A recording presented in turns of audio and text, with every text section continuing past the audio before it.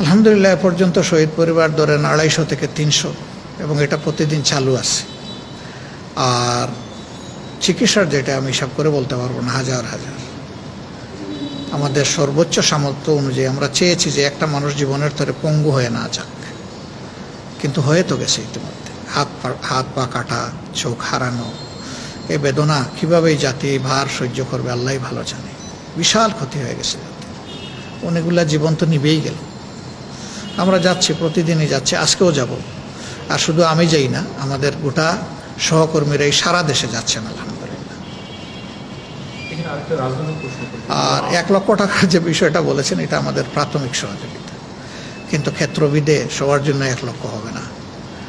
এটা অনেক পরিবার আছে তার পুরা আলোটাই নিভে গেছে, সেই জায়গাটা আরও ভালো করে দেখতে হবে। ইতিমধ্যে আমরা কিছু পরিবারের সন্তানদের দায়িত্ব আল্লাহর উপর ভরসা করে নিয়েছি, কিছু পরিবারের দায়িত্ব আমরা নিয়েছি, হয়তো আরও অনেক নিতে হবে। আপনারা দোয়া করবেন।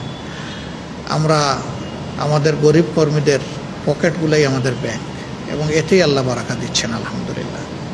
আমরা যেন এই কঠিন মুহূর্তে বিপন্ন মানুষের জন্য ভালো কিছু করতে পারি, দোয়া করবেন।